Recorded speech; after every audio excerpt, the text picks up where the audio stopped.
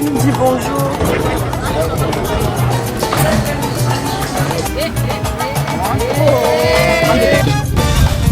Je pensais que c'était trop facile.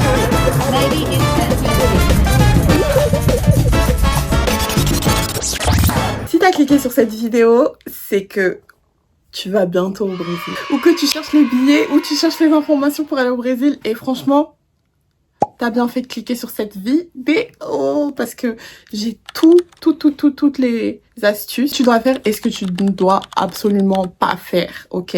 Enfin, je sais qu'il y a beaucoup de gens qui veulent aller au Brésil, c'est un peu la destination et franchement, vous avez raison. C'est merveilleux, c'est trop bien. J'ai été au Brésil de août à septembre 2025 et c'était merveilleux. Mais je referai le Brésil et je partirai en saison. Donc la saison propice pour aller au Brésil, meilleure période pour y aller, clairement, comme vous avez pu le voir, c'est pour le Nouvel An. Il y a cette tradition de se jeter dans la mer à minuit. Je recommande aussi pas mal la période carnaval, puisque c'est Rio de Janeiro, Brasil. Le carnaval commence milieu février et finit fin février. Mais il faut savoir qu'il y a un avant-carnaval, un pendant-carnaval et un après-carnaval. La fête ne s'arrête jamais. Commençant. Empezar. C'est espagnol ou c'est portugais, je ne sais pas. Bref. Nous, on est parti avec la compagnie Azul. On n'a pas eu trop de problèmes et puis on a bien mangé, on nous a bien traités. On a fait 11 heures de vol. À l'aller, on a fait 12 heures de vol, puis 3h30 à Sao Paulo, qu'on n'a même pas vu passer. Et après, on est parti à Rio de Janeiro. Il faisait pas aussi beau. On a eu que 3 jours de full soleil sur 10 jours. Donc, on n'a pas pu faire toutes les activités aériennes, etc. Mais j'avais un programme. Et ce programme, je vous le confie. Tout ce que je n'ai pas pu faire, je vous le donne. Et c'est à vous de remplir ces missions. Et en plus, j'ai pris des infos pour vous sur place. Donc, vous inquiétez pas, je vais vous aider. Alors, premièrement, les essentiels.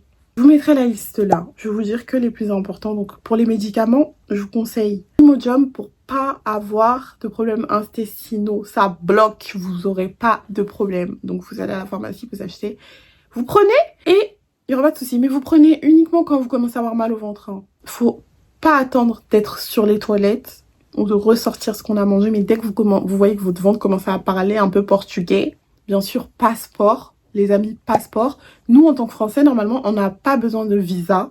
Ensuite, pour tout ce qui est liquide ou carte bleue, moi, je vous conseille d'échanger un tout petit peu de liquide pour avoir un peu d'argent en poche si vous êtes à la plage, etc. Mais même à la plage, normalement, il y a les bornes pour payer en carte. Donc, il n'y a pas de souci, il y a le sans contact payer en carte. Mais attention, soyez prudents, comme en France, en fait. Soyez prudents, ça, c'est le mot d'ordre. Quand on vous tend le TPE, regardez ce qu'il y a écrit. Regardez ce qu'il y a écrit, qu'on vous prélève pas 8000 €.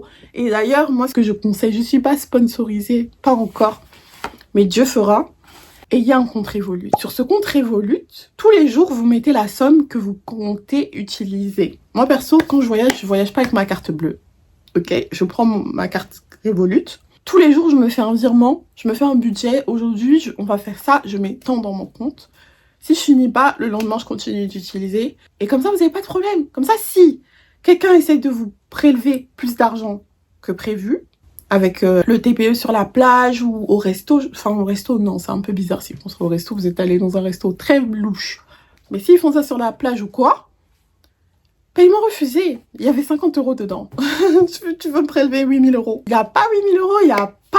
Tu vas juste te prendre un paiement refusé, je vais regarder. Et direct Revolut affiche sur vos téléphones la somme et ça convertit direct la somme que vous avez payée. Donc voilà, vous n'avez pas de souci à vous faire avec Revolut. Et je pense que ça fonctionne à peu près pareil pour toutes les banques en ligne. Bikini, les filles. J'ai pas regardé pour les garçons quand j'étais là-bas. Mais les filles! Si vous allez au Brésil, prenez pas de maillot de bain. Prenez-en un pour le premier jour quand vous allez à la plage. Mais ne prenez pas de maillot de bain. Ne prenez pas de maillot de bain, vous inquiétez pas. Que vous aimez les bikinis, que vous aimiez les maillots normaux, vous allez trouver chaussures à votre pied. Ok, moi je suis partie avec un bikini, je suis revenue avec peut-être 8 bikinis et je me suis contenue parce que j'en ai déjà beaucoup.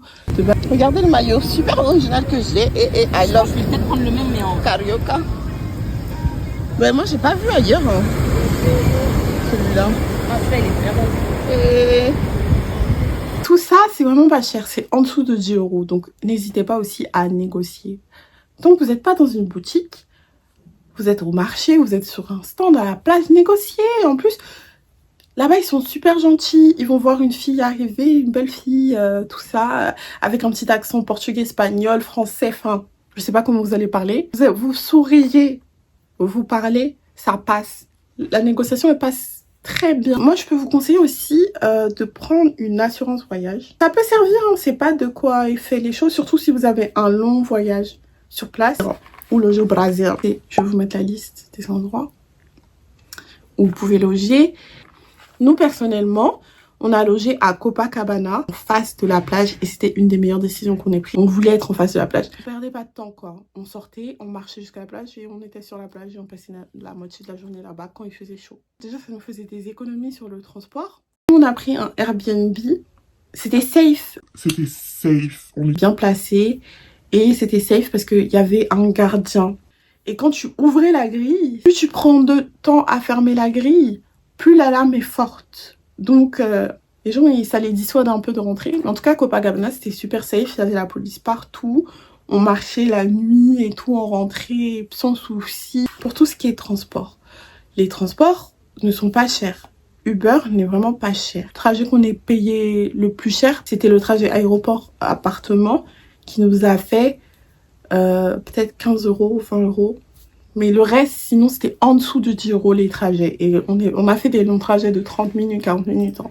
Chacun son expérience de voyage. Je sais qu'il y a beaucoup de gens qui se font braquer, voler, etc. Mais moi, je préfère vous dire, faites-vous votre propre expérience. Vraiment, faites-vous votre propre expérience. Les activités à Rio. Déjà, classique, si vous avez vu Rio, le film d'animation, hélicoptère et parapente. C'est dans la liste des choses à faire. Marca da Stadium. Je vous le conseille, je vous le conseille. C'est une chose à faire, vivre l'ambiance en fait, entouré de Brésiliens, de fans de foot. Tu paddles au coucher de soleil. Alors pour tout ce qui est activité comme paddle au coucher de soleil, parapente et hélicoptère, je vous conseille de ne pas réserver au préalable sur les sites français ou autres. Je vous conseille d'aller sur place. Sur la plage, il y a plein de stands. Vous pouvez négocier, vous pouvez parler avec eux directement, prendre un jour avec eux, réserver un jour et échanger vos numéros. On passe par WhatsApp là-bas, donc faut pas être étonné si on vous demande votre numéro et si on vous parle sur WhatsApp, ok? Les visites classiques, pain de sucre, les escalades, j'arrive toujours pas à dire. Saleron, voilà, des escaladas, des saleron. Là, on a fini les marches. Le Corcovado. Oh, il nous dit bonjour. Ensuite, j'ai mis les favelas de Brasilia. Bon, je sais. C'est vraiment une discussion sur les réseaux en plus qui est récente. Mais moi, j'y ai été. Ok. Au début, on voulait pas y aller. On avait paré ça de nos activités, on n'allait pas le faire. On a rencontré des gens au Brésil, on a rencontré des locaux qui nous ont dit vous allez aller à Rocinha, vous allez aller faire la fête à Rocinha, vous allez aller à Rocinha. Pour eux, c'est normal qu'on y aille. En fait, ils sont fiers limite de nous montrer. Donc, pour vous dire, c'est gigantesque. Et il y a des quartiers, ok? Dans Rocinha, il y a des quartiers. Il y a des quartiers très riches, il y a des quartiers très pauvres. Et il y a des quartiers, voilà. Eux, ils sont ok avec le fait de nous montrer leur favela. C'est une fierté pour eux, ok? Il y a une histoire derrière. C'est le peuple qui s'est débrouillé sans l'aide de l'État. Et c'est impressionnant, vraiment c'est super impressionnant. Et il faut savoir que vous pouvez pas aller visiter les favelas comme ça, il faut un guide.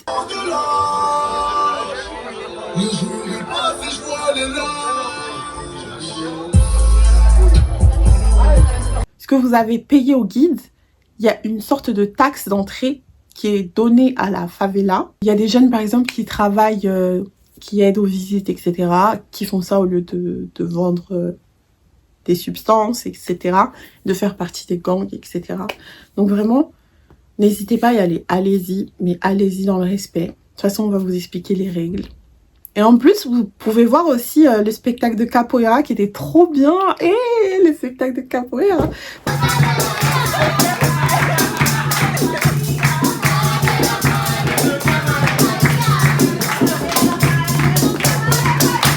c'était trop bien, c'était trop drôle. Une expédition à Ilha Grande.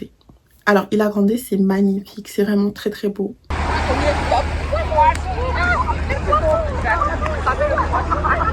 La chose que je vous conseille de ne pas faire, c'est de réserver sur Get Your Guide. Mais pour tout ce qui est bateau, je pense que faut pas trop s'y fier parce que du coup, on a réservé avec eux pour aller sur Ilha Grande. On n'a pas résidé là-bas parce qu'on n'avait pas le temps et tout. Il faisait pas beau dans tous les cas, mais on est parti une journée avec eux. Déjà, on a pris 1000 ans pour se rendre au bateau. On a fait genre 3 îles. C'était les spots touristiques. Je sais pas on s'attendait à quoi, mais c'était les spots les plus vus et revus, les spots touristiques. Voilà, il y avait, ça sentait la pollution, les plages étaient sales. Je pense que c'est mieux, si vous avez le temps, vraiment, vous faites un séjour à Ilha Grande. Je vous le conseille. Franchement, c'est magnifique. Des photos que j'ai vues et tout. Vous pouvez visiter des caves. C'est plus tranquille que Rio. J'ai fait une petite liste des plages à faire à Rio. Déjà, Copacabana. Si vous aimez l'ambiance, vous voulez manger, goûter tous les trucs locaux. En plus, à Copacabana, il y a le marché de nuit aussi, juste à côté. Donc, une fois que vous avez fini à la plage, vous pouvez aller au marché. Il fait enfin chaud. Regardez comme je bronzais. Avec mon petit maïté là. Wouh, wouh, wouh. C'est trop bien Copacabana. L'ambiance, les gens sont là. Ils jouent au volleyball, ils jouent au foot, il y a la musique. C'est trop bien. Il y a aussi des restos et tout. J'ai fait une liste de fêtes.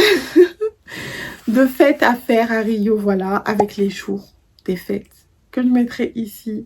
Moi, je vous conseille vraiment Pedro do Sal. Moi, je suis pas partie le lundi soir, le soir où il y a le feu. Je suis partie, je crois que c'était le jeudi.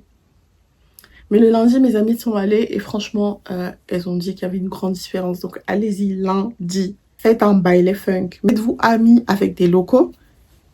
Ils vont vous donner tous les tips et ils pourront vous emmener, si vous avez peur, dans les endroits comme la baile funk. Petite question de budget.